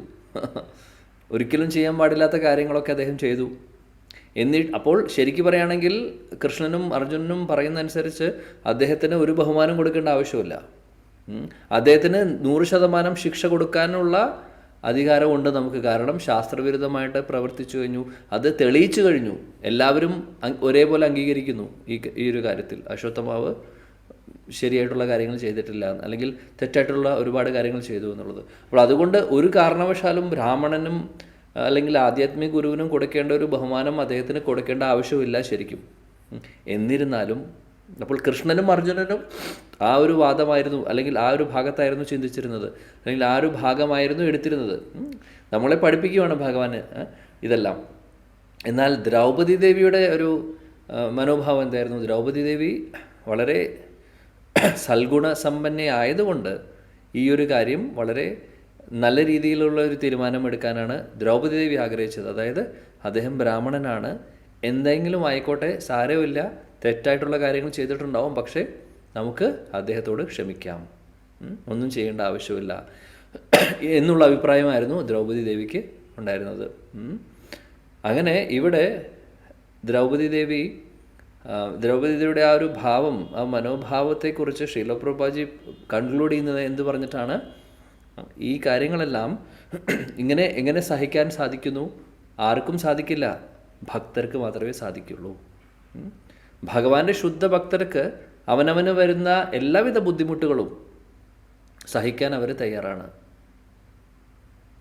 മറ്റുള്ളവർക്ക് ബുദ്ധിമുട്ട് വരുമ്പോൾ അത് അവർക്ക് ബുദ്ധിമുട്ടായിട്ട്, അവർക്ക് വിഷമമായിട്ട് തോന്നും. പക്ഷേ അവനവന് സംഭവിക്കുന്നതെല്ലാം വളരെ സന്തോഷത്തോടു കൂടിയിട്ട് ഭഗവത് നിശ്ചയമാണെന്ന് വിചാരിച്ചുകൊണ്ട്, പൂർണ്ണമായിട്ടും അത് ഉൾക്കൊണ്ടുകൊണ്ട് അത് സ്വീകരിക്കുന്നു. അല്ലെങ്കിൽ ആ വിഷമങ്ങളും ബുദ്ധിമുട്ടുകളും പ്രശ്നങ്ങളും ഒക്കെ വളരെ സന്തോഷത്തോടു കൂടി സ്വീകരിക്കുന്നു, സഹിഷ്ണുതയോട് കൂടിയിട്ട് അത് മാനേജ് ചെയ്യുന്നു. അതാണ് ഭഗവാൻ പല സ്ഥലങ്ങളിലായിട്ട് നമുക്ക് കാണാൻ സാധിക്കും. ശാസ്ത്രങ്ങളിൽ, ഭഗവത്ഗീതയിലും പറയുന്നുണ്ട്, രണ്ടാമത്തെ അധ്യായത്തിൽ തന്നെ അല്ലേ, താം തിദിക്ഷസ്വ ഭാരത, അവിടെയും പറയുന്നുണ്ട് നമ്മൾ സഹിഷ്ണുതയോട് കൂടിയിട്ട് കാര്യങ്ങൾ ചെയ്യണമെന്നോ. അത് അതിനുശേഷം ഭാഗവതത്തിലും മറ്റുള്ള അധ്യായങ്ങളിലൊക്കെ നമുക്ക് കാണാം ഇതേ കാര്യം തന്നെ. ബ്രഹ്മദേവനും ബ്രഹ്മസ്തുതിയിൽ പറയുന്നുണ്ട്, തത്തേനുകമ്പാം സുസമീക്ഷമാണോ ഭുഞ്ചാന ഏവാത്മകൃതം വിഭാഗം. അവിടെയും പറയുന്നത് അത് തന്നെയാണ്. അതായത് സഹിഷ്ണുതയെക്കുറിച്ച്. ഇപ്പോൾ വളരെ വളരെ പ്രധാനപ്പെട്ട ഒരു കാര്യമാണ് ഒരു ഭക്തനെ സംബന്ധിച്ച്. അവനവന് വരുന്ന പ്രശ്നങ്ങൾ മറ്റുള്ളവർ കാരണമായിരിക്കാം, പക്ഷേ അവരോട് ഒരു ശത്രുത തോന്നാതെ അവരെയും സ്വന്തം മിത്രമായി കണ്ടുകൊണ്ട്, അല്ലെങ്കിൽ അവരിലും ഭഗവത് ചൈതന്യം കണ്ടുകൊണ്ട്, ഭഗവത് രൂപം അല്ലെങ്കിൽ ഭഗവാൻ അവരിലും ഉണ്ട് പരമാത്മാവായിട്ട് എന്ന് മനസ്സിലാക്കിക്കൊണ്ട്, അവരും ഭഗവാന്റെ അംശമാണ് എന്ന് മനസ്സിലാക്കിക്കൊണ്ട്, ഒരു ശത്രുതയുമില്ലാതെ എല്ലാവരെയും ഒരേപോലെ കാണുന്നു. ഇതാർക്കാ സാധിക്കുന്നത്? ഭക്തർക്ക് മാത്രമേ സാധിക്കുകയുള്ളൂ, വേറെ ആർക്കും തന്നെ സാധിക്കില്ല. അപ്പോൾ ഇവിടെ അതാണ് ദ്രൗപദി ദേവിയിൽ നിന്ന് നമ്മൾ പഠിക്കുന്ന കാര്യം. ദ്രൗപദി ദേവി അത് തെളിയിക്കുകയാണ് ഇവിടെ. മറ്റുള്ളവരെല്ലാവരും അദ്ദേഹത്തെ ശിക്ഷിക്കണമെന്നുള്ള തീരുമാനത്തിലാണ്, കൃഷ്ണനടക്കം ആ ഒരു അഭിപ്രായമാണ് ഉണ്ടായിരുന്നത്. അപ്പോൾ ദ്രൗപദി ദേവി അതിൻ്റെ മുകളിൽ ദ്രൗപദി ദേവിയുടെ ഭാവം പ്രകടിപ്പിക്കുകയാണ്. പറയുന്നു, വേണ്ട, ഒന്നും ചെയ്യേണ്ട ആവശ്യമില്ല. ശത്രുവിനെ പോലും മിത്രമായിട്ട് കാണുന്നു, അല്ലെങ്കിൽ ശത്രുവിനോട് പോലും ദയ തോന്നുന്ന ആ ഒരു ഭാവം വലിയൊരു കാര്യമാണിത്. ഇതൊന്നും നമുക്ക് ചിന്തിക്കാൻ പോലും സാധിക്കില്ല. നേരത്തെ പറഞ്ഞ പോലെ ചെറിയൊരു അഭിപ്രായ വ്യത്യാസം മതി നമുക്ക് ശത്രുത തോന്നാൻ മറ്റുള്ളവരോട്. ഇതാണ് നമ്മുടെ അവസ്ഥ. അപ്പോൾ ശ്രീല പ്രഭുപാദി ഈ ഒരു ഭാവാർത്ഥം അവസാനിപ്പിക്കുന്ന ആ ഒരു സെൻറ്റൻസിൽ എന്താണ് പറയുന്നത്? ഇതെല്ലാമാണ് ഒരു ശുദ്ധഭക്തൻ്റെ ലക്ഷണങ്ങൾ. അപ്പോൾ ദ്രൗപദി ദേവിക്ക് എത്രമാത്രം സ്ഥാനം കൊടുക്കുന്നുണ്ട് ശ്രീല പ്രഭുപാദി. ഒരിക്കലും വിചാരിക്കരുത് ദ്രൗപദി ദേവി സാധാരണ ഒരു വ്യക്തിയാണ് എന്നുള്ളത്. ദ്രൗപദി ദേവി വളരെ വളരെ വരിഷ്ഠയായിട്ടുള്ളൊരു ഭക്തയാണ്, ഒരു സംശയമില്ല ആ കാര്യത്തിൽ. ദുര്യോധനൻ അവിടെ വന്നപ്പോൾ ചിരിച്ചു, അതുകൊണ്ട് ദ്രൗപദി ദേവി ദുര്യോധനെ ചൊടിപ്പിച്ചു എന്നുള്ളതൊക്കെ, എന്തിന് ദ്രൗപദി ദേവി അങ്ങനെ ചെയ്തു, ഇങ്ങനെയുള്ള ചോദ്യങ്ങളൊക്കെ പലവരും ചോദിക്കുന്നുണ്ടാവും. അതിലൊന്നും ഒരു കാര്യവുമില്ല. ദ്രൗപദി ദേവിയുടെ പൊസിഷൻ ആർക്കും അറിയില്ല. അത്രയും അടുപ്പാണ് കൃഷ്ണനായിട്ട്, അത്രയും ആത്മാർത്ഥതയുള്ള ഒരു സുഹൃത്തുക്കളെ പോലുള്ള റിലേഷനാണ് അവർ തമ്മിലുള്ളത്. അപ്പോൾ ഇവിടെ കൃഷ്ണൻ വേറൊരു അഭിപ്രായം ഉണ്ടായിരുന്നു, അശ്വത്ഥമാവനെ ശിക്ഷിക്കണമെന്ന് അദ്ദേഹത്തിൻ്റെ അഭിപ്രായം ഉണ്ടെന്ന് പറയുന്നതിൻ്റെ അർത്ഥം ഒരിക്കലും വിചാരിക്കരുത് എന്തുകൊണ്ട് കൃഷ്ണൻ അങ്ങനെ ചിന്തിക്കുന്നുവെന്ന്. പക്ഷേ ഭഗവാൻ കൃഷ്ണൻ തെളിയിക്കുകയാണ് ഭക്തരുടെ മനോഭാവം, ഭക്തരുടെ ഭാവം എന്താണെന്ന് ഇങ്ങനെ ഈ ഒരു സിറ്റുവേഷൻ ഉണ്ടാക്കിക്കൊണ്ട് നമുക്ക് കാണിച്ചു തരുവാണ്, പഠിപ്പിച്ചു തരുവാണ്. നോക്കൂ, ദ്രൗപദി ദേവിയുടെ ആ ഒരു സ്വഭാവം നോക്കൂ, വാമ്യ സ്വഭാവ, വളരെ വളരെ മനോഹരമായിട്ടുള്ള, വളരെ നല്ല മനസ്സുള്ള ആ ദ്രൗപദി ദേവിയെ പ്രകീർത്തിക്കാൻ വേണ്ടിയിട്ട്, ദ്രൗപദി ദേവിക്ക് എല്ലാവരും സ്തുതിക്കാൻ വേണ്ടി, അല്ലെങ്കിൽ ദ്രൗപദി ദേവിയിൽ ആ ഒരു ക്വാളിറ്റി, ഒരു നല്ലൊരു ഭക്തൻ്റെ ക്വാളിറ്റികൾ കാണിച്ചു തരാൻ വേണ്ടിയിട്ട് ഭഗവാൻ വേറെ അഭിപ്രായത്തിൽ പറയുന്നു എന്ന് മാത്രം. ഇത്രയും ഇങ്ങനെയാണ് മനസ്സിലാക്കേണ്ടത്. അപ്പോൾ അതാണ്, ഇങ്ങനെയാണ് എല്ലാം ഭഗവാന്റെ ഭക്തരിലൂടെ നമുക്ക് എല്ലാം പഠിപ്പിച്ചു തരുവാണ് ചെയ്യുന്നത്. ആ ഒരു സമയത്ത് ചിലപ്പോൾ ഒരുപക്ഷെ ഭഗവാൻ ഓപ്പോസിറ്റ് ഒരു അഭിപ്രായം പോലും പറയാം ഒരുപക്ഷെ. പക്ഷെ എന്നിരുന്നാലും നമുക്ക് പഠിപ്പിച്ചു തരുവാണ് പല സത്വങ്ങളും ഈ ഒരു ഇങ്ങനെയുള്ള ലീലകളിലൂടെ. ഓക്കെ, അടുത്ത ശ്ലോകം നോക്കാം. സാരഹസ്യോ ധനുർവേദ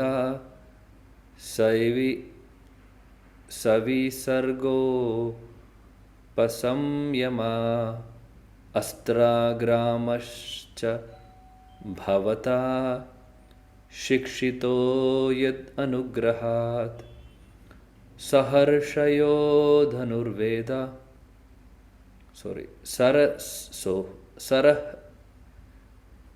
സോറി സാരഹസ്യോ തെറ്റി വായിക്കുവാണ് ഞാൻ.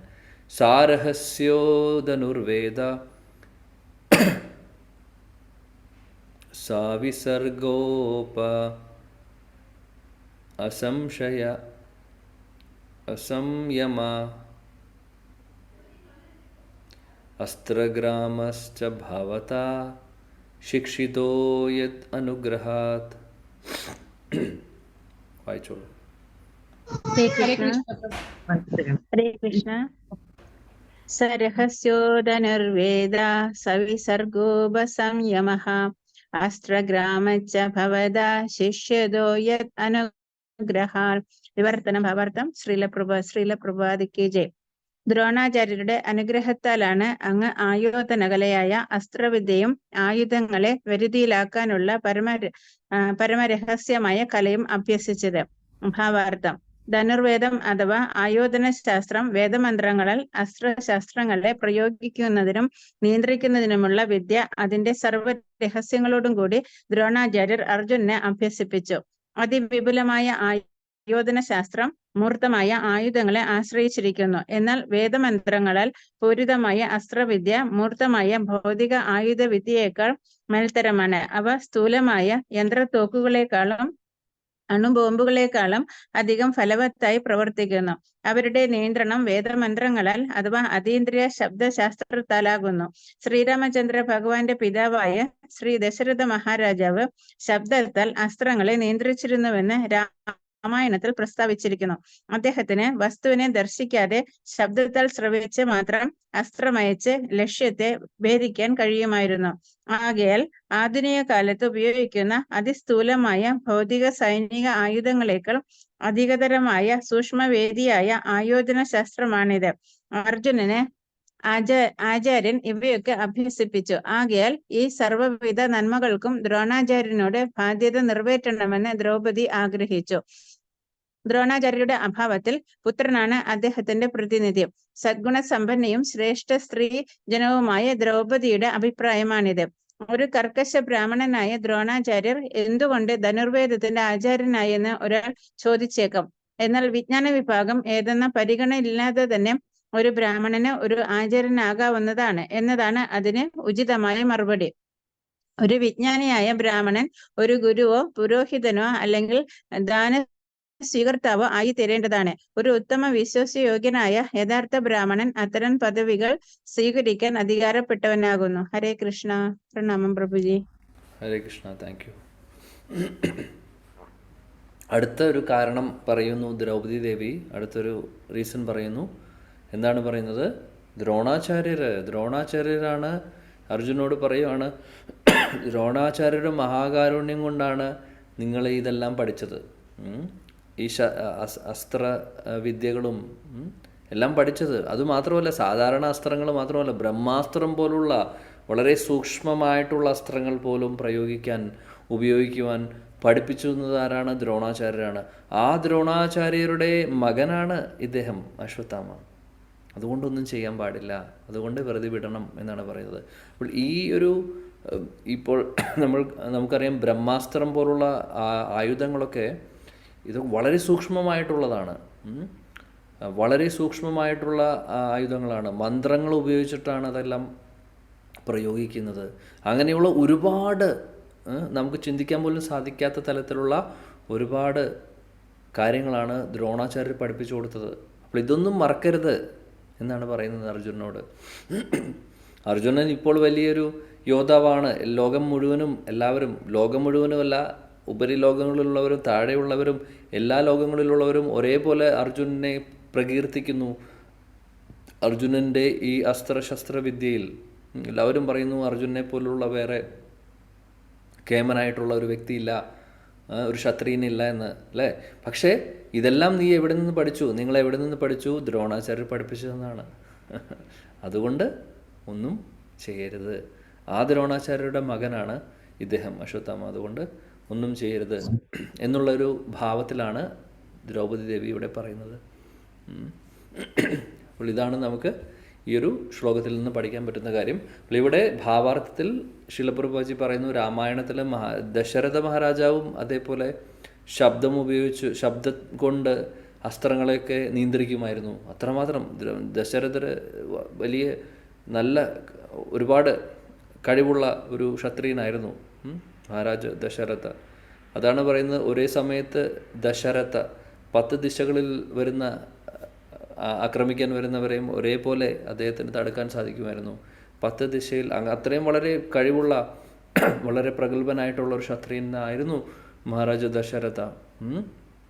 അപ്പോൾ ഇങ്ങനെയുള്ള ഒരുപാട് വിദ്യകളൊക്കെ നമുക്കൊന്നും ഇപ്പോഴത്തെ ഒരു മോഡേൺ സയൻസിൽ നോക്കുകയാണെങ്കിൽ ഒന്നും തന്നെ നമുക്ക് ഇല്ല. ഇവിടെയുള്ള ന്യൂക്ലിയർ അണുവായുധമൊക്കെ ഒന്നുമല്ല ശരിക്കും. ഒരു കാര്യവുമല്ലേ ഇതൊന്നൊക്കെ, വെറുതെ മറ്റുള്ളവരെ നശിപ്പിക്കാൻ വേണ്ടി കൊല്ലാൻ വേണ്ടിയിട്ടുള്ളതാണെന്ന് മാത്രം, അല്ലാതെ ശരിയായിട്ടുള്ള കാര്യങ്ങളൊന്നല്ല, കണ്ടുപിടുത്തങ്ങളൊന്നല്ല ഇതെല്ലാം. മറ്റുള്ളവരെ ബുദ്ധിമുട്ടിക്കുന്നുവെന്ന് മാത്രമേ ഉള്ളൂ ഇതിൽ. എന്നാൽ ഈ പണ്ടത്തെ കാലത്ത് അല്ലെങ്കിൽ മറ്റുള്ള യുഗങ്ങളിൽ ഇപ്പോൾ നമ്മൾ കാണുന്നതൊക്കെ അതൊക്കെ അവർ യുദ്ധം നടക്കുന്നുണ്ട്, പല കാര്യങ്ങളും നടക്കുന്നുണ്ട്. പക്ഷെ അതൊക്കെ ശാസ്ത്രത്തിൽ പറയുന്ന അനുസരിച്ചിട്ടുള്ള കാര്യങ്ങളാണ് ക്ഷത്രിയർ ചെയ്യുന്നുണ്ടായിരുന്നുള്ളൂ. ശാസ്ത്രവിരുദ്ധമായിട്ടുള്ള പ്രയോഗങ്ങളൊന്നും ഉണ്ടായിരുന്നില്ല. ശാസ്ത്രവിരുദ്ധമായിട്ട് പ്രയോഗിക്കുമ്പോൾ അതിന് കോൺസിക്വൻസും ഉണ്ട്. ഇപ്പോൾ നമ്മളിപ്പോൾ അശ്വത്ഥമാവിനെ കുറിച്ച് പഠിക്കുന്നു അല്ലേ, കണ്ടുവരുന്നു. എന്നാൽ അല്ലാത്ത പക്ഷം ഇവരെല്ലാവരും ആ മഹാഭാരത യുദ്ധം തന്നെ പല സീക്വൻസിലും നമ്മൾ കാണാൻ സാധിക്കും. ചില കാര്യങ്ങളൊക്കെ വളരെ ദുര്യോധനൻ പോലും ആ ശാസ്ത്രത്തിൽ എങ്ങനെയായിരിക്കണം ക്ഷത്രിയൻ യുദ്ധം ചെയ്യേണ്ടത് അതൊക്കെ അദ്ദേഹം ഫോളോ ചെയ്യുമായിരുന്നു. അതുകൊണ്ട് തന്നെ അശ്വത്ഥാമാവ് കുട്ടികളെ ദ്രൗപദി ദേവിയുടെ മക്കളെ കൊന്നപ്പോൾ ദുര്യോധനൻ അത് കൈയടിച്ചില്ല. ദുര്യോധനൻ ശകാരിക്കുകയാണ് ചെയ്തത് അശ്വത്ഥാമാവിനെ. നീ എന്ത് വിഡ്ഢിത്തരമാണ് ചെയ്തതെന്നാണ് ചോദിച്ചത്. ഒരിക്കലും ചെയ്യാൻ പാടില്ലാത്ത കാര്യമല്ലേ അത് എന്ന്. അപ്പോൾ യുദ്ധത്തിൽ ഒരാളെ കൊല്ലുന്നത് പോലെയല്ല ഉറങ്ങിക്കിടക്കുന്നവരെ ആക്രമിക്കുക എന്ന് പറയുന്നത്. അപ്പോൾ അതൊന്നും ഒരു ക്ഷത്രിയൻ ചെയ്യാൻ പാടുള്ള കാര്യമല്ല. അപ്പോൾ ഇങ്ങനെയുള്ള കാര്യങ്ങളൊന്നും ആ കാലത്ത് അവരൊക്കെ വളരെ വളരെ നിഷ്ഠയോടുകൂടി ഇതെല്ലാം നോക്കുന്നുണ്ടായിരുന്നു, അല്ലെങ്കിൽ ഫോളോ ചെയ്യുന്നുണ്ടായിരുന്നു. ഇപ്പോഴാണെങ്കിൽ ഇപ്പോഴൊന്നുമില്ല അല്ലേ. മറ്റുള്ളവരെ എങ്ങനെയെങ്കിലും നശിപ്പിക്കുക, പുറകിൽ നിന്ന് ആക്രമിക്കുക അല്ലേ, അങ്ങനെയുള്ള ഒരു ഭാവമാണ് ഇപ്പോഴുള്ള ആളുകൾക്ക് തന്നെ. മറ്റുള്ളവരെ എങ്ങനെയെങ്കിലും വേദനിപ്പിക്കുക, അത്രയേ ഉള്ളൂ. അപ്പോൾ ഇതാണ് രണ്ടാമത്തെ കാരണം ദ്രൗപദി ദേവി പറയുന്നത്. മൂന്നാമത്തെ ശ്ലോകം നോക്കാം, അല്ലെങ്കിൽ മൂന്നാമത്തെ കാരണം 45-ാമത്തെ ശ്ലോകം. സ ഏഷാ ഭഗവാൻ ദ്രോണ പ്രജാരൂപേണ വർത്തത്തെ തസ്യാത്മനോഹൃദം പത്ന്യാസ്തേ നാൻവഗാത് വീരസുകൃപി. വായിച്ചോളൂ. വായിക്കൂ. ഹരേ കൃഷ്ണ. സയേഷ ഭഗവാൻ ദ്രോണ പ്രജാരൂപേണ വർത്തതെ തസ്യാത്മനോർത്ഥം പത്ന്യാസ്തേ നാന്യുഗാധീരസുകൃപി. വിവർത്തന ഭാവാർത്ഥം ഭക്തിവേദാന്ത സ്വാമി ശ്രീല പ്രഭുപാദ് കി ജയ്. തന്റെ പുത്രന്റെ രൂപത്തിൽ അദ്ദേഹം ദ്രോണാചാര്യർ ഇപ്പോഴും ജീവിച്ചിരിക്കുന്നു. അദ്ദേഹത്തിന്റെ പത്നിയായ കൃപി പുത്രനുള്ളതിനാൽ അദ്ദേഹത്തോടൊപ്പം സതി അനുഷ്ഠിച്ചില്ല. ഭാവാർത്ഥം. ദ്രോണാചാര്യരുടെ പത്നിയായ കൃപി കൃപാചാര്യരുടെ സഹോദരിയാകുന്നു. ധർമ്മശാസ്ത്രങ്ങൾ അനുസരിച്ച് പതിയുടെ അർത്ഥാംഗനയായി പ്രതിജ്ഞാർപ്പിത പത്നിയായി സന്താനമില്ലായിരുന്നുവെങ്കിൽ തന്റെ പതിക്കൊപ്പം സ്വമേധയാ സർവാത്മന മൃത്യുവിനെ പരിരംഭണം ചെയ്യുന്നത് ന്യായയുക്തമെന്ന് നീതീകരിച്ചിരിക്കുന്നു. എന്നാൽ ദ്രോണാചാര്യരുടെ പത്നിയുടെ കാര്യത്തിൽ ഭർത്താവിന്റെ പ്രതിനിധിയായി പുത്രനുണ്ടെന്നുള്ളതിനാൽ അവർ അത്തരം അനുഷ്ഠാനങ്ങൾക്ക് വിധേയയായില്ല. പുത്രൻ ജീവിച്ചിരിക്കുന്നതാകയാൽ ഒരു വിധവ നാമത്തിൽ മാത്രം വിധവയാകുന്നു. ആകയാൽ 2 വിധത്തിലായാലും അശ്വത്ഥാമാവ് ദ്രോണാചാര്യരുടെ പ്രതിനിധിയാകുന്നു. ആകയാൽ അശ്വത്ഥാമാവിനെ വധിക്കുന്നത് ദ്രോണാചാര്യരെ വധിക്കുന്നതിന് സമാനമാണ്. അശ്വത്ഥാമാവിനെ വധിക്കുന്നതിന് പ്രതികൂലമായ ദ്രൗപദിയുടെ വാദമാണിത്. ഹരേ കൃഷ്ണ പ്രഭുജി. ഹരേ കൃഷ്ണ. പ്രണാമം. ഇവിടെ പറയുന്നു ദ്രോണാചാര്യര് ഇപ്പോഴും ഇരിക്കുന്നുണ്ട്. എങ്ങനെയാണ് ജീവിച്ചിരിക്കുന്നത്? അശ്വത്ഥമാവിലൂടെ. അശ്വത്ഥമാവിലൂടെ അദ്ദേഹം ഉണ്ട് എന്നാണ് പറയുന്നത്. കാര്യം അച്ഛൻ അമ്മ ഉണ്ട്, അമ്മ ജീവിച്ചിരിപ്പുണ്ട്, കൃപിയുണ്ട്. കൃപി സതി ചെയ്തില്ല. പണ്ടത്തെ കാലത്ത് സതി എന്ന് പറയുന്ന ഒരു കാര്യം ഉണ്ടായിരുന്നു അല്ലേ? ഭർത്താവ് മരിക്കുമ്പോൾ പതിവ്രതയായിട്ടുള്ള ഭാര്യ ആ അഗ്നിയിലേക്ക് പ്രവേശിക്കുന്നു. എന്നാൽ കൃപി അത് ചെയ്തില്ല. കാരണം എന്താണ്? മകൻ അപ്പോഴും ജീവിച്ചിരിപ്പുണ്ടായിരുന്നു. അതുകൊണ്ട് അപ്പോൾ ഇവിടെ ദ്രോണാചാര്യരെ പ്രതിനിധീകരിക്കുകയാണ് ആര്? അദ്ദേഹത്തിൻ്റെ മകൻ അശ്വത്ഥാമ. അതുകൊണ്ട് അദ്ദേഹത്തെ ഒന്നും ചെയ്യരുത് എന്നുള്ള വാദമാണ് ആര് പറയുന്നത്? ദ്രൗപദി ദേവി പറയുന്നത്. അപ്പോൾ ദ്രോണാചാര്യൻ്റെ പ്രതിനിധിയാണ് അശ്വത്ഥാമ. അപ്പോൾ ദ്രോണാചാര്യർ സാധാരണ ഒരു വ്യക്തിയല്ല അല്ലേ? നമുക്കറിയാം, സാധാരണ ഒരു വ്യക്തിയല്ല. പാണ്ഡവരെ സംബന്ധിച്ച് ഒരുപാട് അവരെല്ലാവരും ബഹുമാനിക്കുന്ന അവരുടെ ഗുരുവാണ് അല്ലേ? എല്ലാം പഠിപ്പിച്ചു കൊടുത്ത ഗുരുവാണ്. അപ്പോൾ അദ്ദേഹത്തിൻ്റെ പ്രതിനിധിയായിട്ടാണ് അശ്വത്ഥാമ ഉള്ളത്. അതുകൊണ്ട് അദ്ദേഹത്തെ ഒന്നും ചെയ്യരുത് എന്നുള്ള വാദമാണ് ഇവിടെ ദ്രൗപദി ദേവി പറയുന്ന കാര്യം. ഓക്കെ, അതാണ് 45-ാമത്തെ ശ്ലോകത്തിൽ പറഞ്ഞത്. 46-ാമത്തെ ശ്ലോകം കൂടെ നമുക്ക് നോക്കാം. ഹരേ കൃഷ്ണ കൃഷ്ണ കൃഷ്ണ ഹരേ ഹരേ, ഹരേ രാമ രാമ രാമ ഹരേ ഹരേ.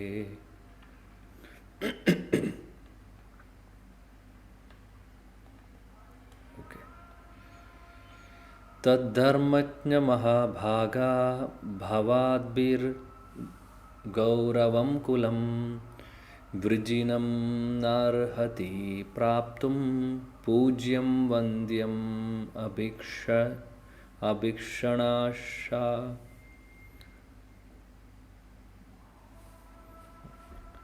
വായിച്ചോളൂ. ഹരേ കൃഷ്ണ. ഓം നമോ ഭഗവതേ വാസുദേവായ. തദ്ധർമ്മജ്ഞ മഹാഭാഗ ഭവദ്ഭിർഗൗരവം കുലം വൃജിനം നാർഹതി പ്രാപ്തും പൂജ്യം വന്ദ്യമഭിഷ്ണശഃ. വിവർത്തനം ബൈ ശ്രീല പ്രഭുപാദ് കി ജയ്. ധാർമ്മിക തത്വങ്ങൾ അറിയുന്ന അല്ലയോ മഹാഭാഗ, സർവദാ പൂജനീയരും ആദരണീയരുമായ പ്രതാപശാലികളായ കുടുംബാംഗങ്ങൾക്ക് സന്താപ ഹേതുവാകുന്നത് അങ്ങേക്ക് ശോഭനമല്ല. ഭാവാർത്ഥം: ഒരു ആദരണീയമായ കുലത്തിന് അല്പമായ നിന്ദ പോലും സന്താപം ഉണ്ടാക്കാൻ പര്യാപ്തമാണ്. ആകയാൽ പൂജനീയരായ കുടുംബത്തിലെ അംഗങ്ങളുടെ ഇടപാടിൽ ഒരു സംസ്കാര സമ്പന്നനായ വ്യക്തി സദാ ശ്രദ്ധാലുവായിരിക്കേണ്ടതുണ്ട്. ഹരേ കൃഷ്ണ. ഹരേ കൃഷ്ണ. ഇവിടെ ദ്രൗപദി ദേവി പറയുന്ന അടുത്ത കാര്യം എന്താണ്? ദ്രൗപദി ദേവി പറയുന്നു,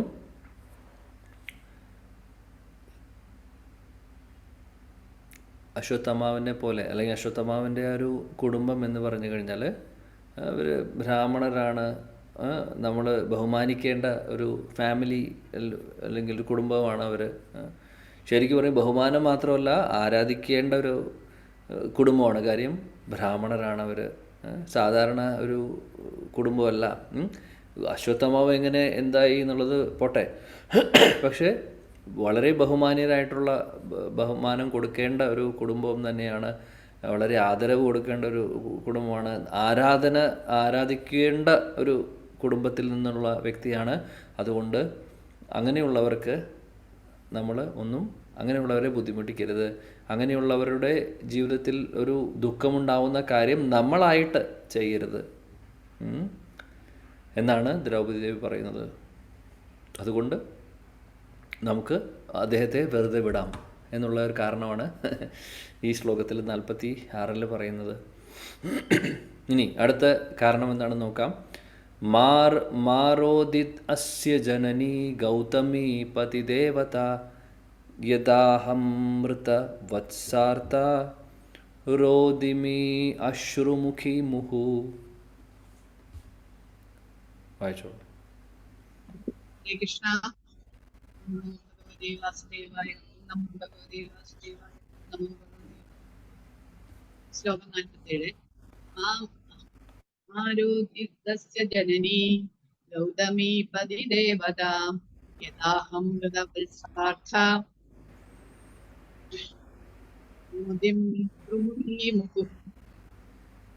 വിവർത്തനം. എസി ഭക്തിവേദാന്ത ശ്രീല പ്രഭുപാദ് കി ജയ്. അല്ലയോ പ്രഭുവേ, എന്നെ പോലെ ദ്രോണപത്നി വിലപിക്കുവാൻ ഇടയാകരുത്. എന്റെ പുത്രരുടെ മൃത്യുവിൽ ഞാൻ മനസ്സു വേദനിച്ചു കഴിയുന്നു. എന്നെ പോലെ അവരും സദാ വിലപിക്കേണ്ടതില്ല.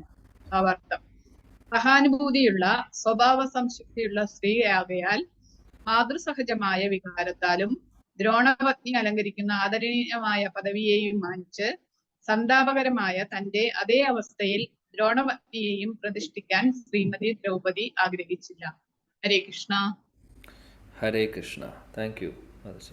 ഇവിടെ പറയുന്നു ദ്രൗപദി ദേവി അടുത്ത കാരണം പറയുന്നു, ദ്രോണാചാര്യരുടെ ഭാര്യ കൃപി ഇപ്പോഴും ജീവിച്ചിരിപ്പുണ്ട്. അതുകൊണ്ട് എനിക്ക് ഉണ്ടായ ആ ഒരു വേദന, അതായത് എൻ്റെ മക്കൾ മരിച്ചു, എൻ്റെ മക്കൾ മരിച്ചപ്പോൾ എനിക്കുണ്ടായിരുന്ന ആ വേദന, ഒരു അമ്മയ്ക്ക് മക്കൾ കൺമുന്നിൽ മരിക്കുമ്പോൾ ഉണ്ടാവുന്ന വേദന എന്തായിരിക്കും? ആ വേദന എനിക്കറിയാം, ഞാനത് മനസ്സിലാക്കി, അല്ലെങ്കിൽ ഞാനത് അനുഭവിച്ചു. ഈ ഒരു അനുഭവം മറ്റുള്ളവർക്ക്, അല്ലെങ്കിൽ ദ്രോണാചാര്യരുടെ ഭാര്യ കൃപിക്ക് ഇത് വരരുത്, ഈ ഒരു അവസ്ഥ വരരുത്. കാര്യം ആ ഒരു ദുഃഖം എനിക്കറിയാം നല്ലോണം. ആ ഒരവസ്ഥ ദ്രോണാചാര്യരുടെ ഭാര്യയായിട്ടുള്ള കൃപിക്ക് ഒരിക്കലും വരരുത് എന്നുള്ള ഭാവമാണ് എന്നാണ് പറയുന്നത് ദ്രൗപദി ദേവി. ഒന്ന് ആലോചിച്ച് നോക്കൂ, എനിക്കുണ്ടായത് മറ്റുള്ളവർക്ക് ഉണ്ടാവരുത് എന്നുള്ള മനസ്സ് സാധാരണ ഒരു വ്യക്തിക്ക് ഉണ്ടാവുന്നതാണോ? അല്ല അല്ലേ? അതുകൊണ്ടാണ് ദ്രൗപദി ദേവിയുടെ ഒരു ശുദ്ധ ഭക്തയുടെ ആ ഒരു മനസ്സ് നമുക്കിവിടെ കാണാൻ സാധിക്കുന്നത്. ഒന്നും പറയാനില്ലാതെ അതിനെക്കുറിച്ച് നമ്മൾ ഇങ്ങനെ ഒരു കാരണം കൂടെ പറയുന്നു, ഞാൻ അനുഭവിച്ചത് കൃപി അനുഭവിക്കരുത്, അതുകൊണ്ട് ഒന്നും ചെയ്യരുത് എന്ന്. ഓക്കെ, അവസാനത്തെ ശ്ലോകം ഇന്നത്തെ 48. യേ കോപിതം ബ്രഹ്മകുലം രാജന്യേർ അചിതാമഭി തത്കുലം പ്രദഹതി ആശു സാനുബന്ധം സുചാർപ്പിതം.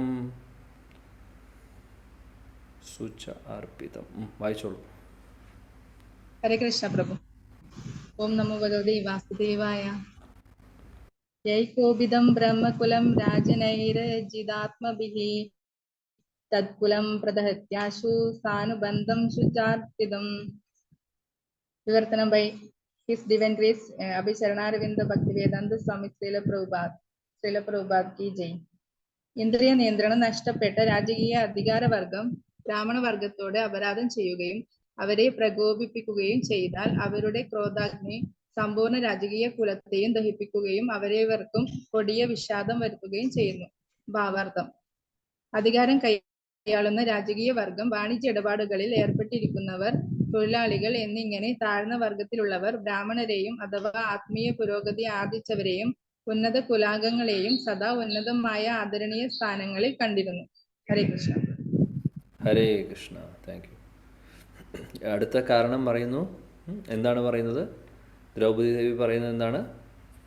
ദ്രൗപദി ദേവി അവരെല്ലാവരും ക്ഷത്രിയ കുലത്തിലുള്ളവരല്ലേ? അപ്പോൾ അവരെക്കാൾ ഉന്നത തലത്തിലാണ് ആര് വരുന്നത്?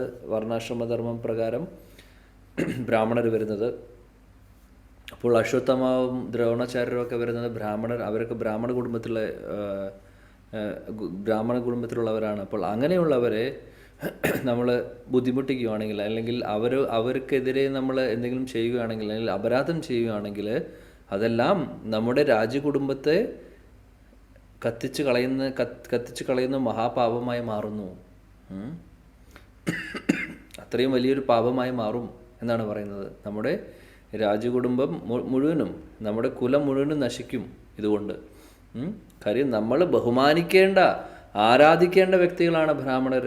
അപ്പം അങ്ങനെയുള്ളവർക്കെതിരെ നമ്മൾ എന്തെങ്കിലും അപരാധം ചെയ്തു കഴിഞ്ഞാൽ നമ്മുടെ കുലത്തിന് മുഴുവനും നാശം ഉണ്ടാവും. അതുകൊണ്ട് അദ്ദേഹത്തെ ഒന്നും ചെയ്യരുത് എന്നുള്ള ഒരു കാരണം കൂടെ ഇവിടെ പറയുന്നു ദ്രൗപദി ദേവി. അപ്പോൾ എന്തൊക്കെയാണ് നമ്മളിന്ന് കണ്ടത്? 43-ാമത്തെ ശ്ലോകം മുതൽ 48-ാമത്തെ ശ്ലോകം വരെ ദ്രൗപദി ദേവി അശ്വത്ഥാമാവിനെ കൊല്ലരുത് എന്ന് പറയുന്ന കുറച്ച് ന്യായങ്ങളാണ്. ഇതൊക്കെ ആ സീക്വൻസിൽ നമ്മൾ കണ്ടു. 43-ാമത്തെ ശ്ലോകത്തിൽ പറഞ്ഞു അദ്ദേഹം ബ്രാഹ്മണനാണ്, ആധ്യാത്മിക ഗുരുവിൻ്റെ സ്ഥാനത്ത് ഉള്ള വ്യക്തിയാണ്, അതുകൊണ്ട് അദ്ദേഹത്തെ ഒന്നും ചെയ്യരുത്. 43-ൽ പറഞ്ഞു. 44-ൽ പറഞ്ഞു ദ്രോണാചാര്യരിൽ നിന്നാണ് നിങ്ങളെല്ലാവരും ഈ അസ്ത്രശസ്ത്രവിദ്യകളെല്ലാം പഠിച്ചിട്ടുള്ളത് എന്ന്. അത് ഒരിക്കലും മറക്കരുത്. അതുകൊണ്ട് ആ ദ്രോണാചാര്യരുടെ മകനാണ്, അതുകൊണ്ടൊന്നും ചെയ്യരുത്. മൂന്നാമത്തെ കാരണം എന്താണ് പറയുന്നത്? ദ്രോണാചാര്യരെ പ്രതിനിധീകരിക്കുകയാണ് ആര്? അശ്വത്ഥാമ. അമ്മ ജീവിച്ചിരിപ്പുണ്ട് അശ്വത്ഥാമയുടെ. അപ്പോൾ അമ്മയെ സംരക്ഷിക്കുന്നത് ഭർത്താവില്ലെങ്കിൽ ആരാണ്? മകനാണ് അല്ലേ? അപ്പോൾ ശരിക്കും പറയുകയാണെങ്കിൽ മകൻ നിൽക്കുന്നത് അച്ഛൻ്റെ, അതായത് ആ അമ്മയെ സംരക്ഷിക്കുക എന്ന് പറയുന്നത് അച്ഛൻ സംരക്ഷിക്കുന്നതിന് തുല്യമായിട്ട് മകൻ സംരക്ഷിക്കുകയാണ് ചെയ്യുന്നത്. സംരക്ഷിക്കേണ്ടതായിട്ടുള്ള ഉത്തരവാദിത്വമുണ്ട്. അപ്പോൾ ആ ഒരു സ്ഥാനമാണുള്ളത്. അതുകൊണ്ട് അച്ഛൻ്റെ പ്രതിനിധിയാണ് മകൻ. അതുകൊണ്ട് അദ്ദേഹത്തെ ഒന്നും ചെയ്യരുത്. ഇതാണ് മൂന്നാമത്തെ കാരണം പറയുന്നത്. നാലാമത്തെ കാരണം എന്താണ് പറയുന്നത്? ഇതേപോലുള്ള ഉന്നത കുലത്തിലുള്ളവർ ബഹുമാന്യരാണ്, നമ്മൾ ആരാധിക്കേണ്ടതാണ്. അവർക്ക് ബുദ്ധിമുട്ട് നമ്മൾ കൊടുക്കരുത്, അവർക്ക് വിഷമം ഉണ്ടാകുന്ന കാര്യങ്ങൾ നമ്മൾ ചെയ്യരുത് എന്ന്. ഇനി അതിനുശേഷം പിന്നെ പറയുന്ന കാരണം എന്താണ്? ഞാൻ ദുഃഖം മനസ്സിലാക്കി എൻ്റെ മക്കൾ മരിച്ചപ്പോൾ ഈ ഒരു അവസ്ഥ വേറെ ആർക്കും വരരുത്. കൃപിക്ക് ഈ ഒരു അവസ്ഥ വരരുത്. മക്കൾ മരിച്ച വിഷമം എനിക്കറിയാം, ഈ ഒരു വിഷമം കൃപിക്ക് ഉണ്ടാവരുത്. അതുകൊണ്ട് വെറുതെ വിടണം എന്ന് പറയുന്നു. അവസാനത്തെ കാരണം പറയുന്നത്, ആറാമത്തെ കാരണം എന്താണെന്ന് വെച്ചാൽ, നമ്മൾ രാജകുലത്തിലെ ആളുകളാണ്, ക്ഷത്രിയരാണ്. അപ്പോൾ നമ്മൾ ബ്രാഹ്മണരെ ബഹുമാനിക്കണം. പക്ഷേ അവർക്കെതിരെ നമ്മൾ എന്തെങ്കിലും ചെയ്യുകയാണെങ്കിൽ, അല്ലെങ്കിൽ എന്തെങ്കിലും അപരാധം ചെയ്യുകയാണെങ്കിൽ, ആ ബ്രാഹ്മണ കുലത്തിൽ നമ്മളെക്കാൾ ഉയർന്ന ബ്രാഹ്മണ കുലത്തിന് എതിരെ നമ്മൾ എന്തെങ്കിലും അപരാധങ്ങൾ ചെയ്യുകയാണെങ്കിൽ അതെല്ലാം നമ്മൾ അനുഭവിക്കേണ്ടി വരും. നമ്മുടെ രാജ്യകുടുംബം മുഴുവനും അല്ലെങ്കിൽ കുലം മുഴുവനും കത്തി നശിക്കാനുള്ള അത്രമാത്രം ശക്തി ഉണ്ടാവും ആ ഒരു അപരാധത്തിന്. അതുകൊണ്ട് അദ്ദേഹത്തെ ഒന്നും ചെയ്യരുത്, വെറുതെ വിടണം. അങ്ങനെ ഇതാണ് 6 കാരണങ്ങൾ നമ്മൾ കാണാൻ സാധിക്കുന്നത്. ഇനി അടുത്ത ശ്ലോകത്തിൽ നമുക്ക് കാണാൻ സാധിക്കും ദ്രൗപദി ദേവിയുടെ അടുത്ത ശ്ലോകം മുതൽ നമുക്ക് അടുത്ത ക്ലാസ്സിൽ നോക്കാം. ഇതിനെതിരെ ആരൊക്കെയാണ് പോകുന്നത്, ആരൊക്കെ സപ്പോർട്ട് ചെയ്യും ദ്രൗപദി ദേവി പറഞ്ഞത്, ആർക്കൊക്കെ എതിരഭിപ്രായം ഉണ്ടായിരുന്നു അല്ലെങ്കിൽ വേറെ അഭിപ്രായം ഉണ്ടായിരുന്നു എന്നുള്ളത് നമുക്ക് അടുത്ത ക്ലാസ്സിൽ കാണാം. ദ്രൗപദി ദേവിയുടെ ഭാഗത്തുള്ള ന്യായങ്ങൾ ഓൾറെഡി പറഞ്ഞു. അശ്വത്ഥാമാവിനെ ഒന്നും ചെയ്യരുത്, വെറുതെ വിടാൻ വേണ്ടിയിട്ടുള്ള കാരണങ്ങൾ. ഇനി ഇതിനെ സപ്പോർട്ട് ചെയ്യുന്നവരുമുണ്ട്, അല്ലെങ്കിൽ വേറെ അഭിപ്രായമുള്ളവരുമുണ്ട്. അതെന്തൊക്കെയാണെന്നുള്ളത് അടുത്ത ക്ലാസ്സിൽ നമുക്ക് കാണാം. ഓക്കെ. അപ്പോൾ ഗ്രന്ഥരാജ് ശ്രീമദ് ഭാഗവതം കി ജയ്, ജഗദ്ഗുരു ശില പ്രഭുപാദ് की जय, समवेद गौर भक्त वृंद की जय, निताय गौर प्रेमानंद। हरि हरि, हरे कृष्ण। Thank you.